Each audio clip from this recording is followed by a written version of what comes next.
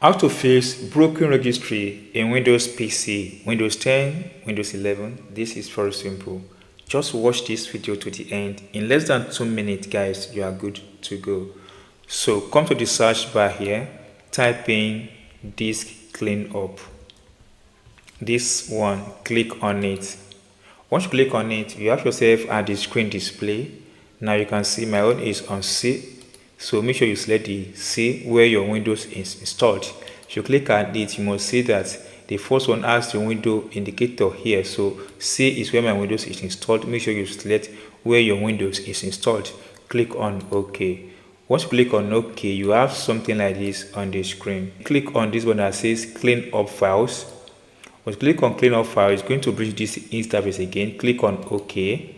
Now wait a few seconds as well to bring it out. Just in a moment, it's going to load. You have to wait for it to bring it out. Now that has brought it out like this, then as I've mentioned, you have to select few things here. So I want to clean everything, and I will only release my recycle bin. Now click on the log file. You can clean up everything. Click on OK. Then are you sure you want to permanently delete this file? Yes, click on delete. Now wait for this file to be deleted, because by removing this file or deleting this file, it's going to fix all the broken registry on your Windows PC.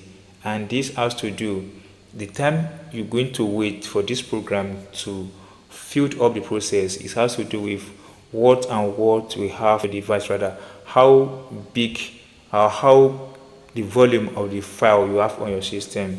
So once you have been able to wait for this and allow the process to be fully completed without any interruption, this is going to fix your PC registry. If it's broken, it's going to fix it, and your system is going to start performing perfectly once more. So that's all, guys. You've been able to clean, or you've been able to fix broken registry items in Windows PC. So if you enjoy what I've explained this, video, if you're not subscribed, please subscribe for more updates like this.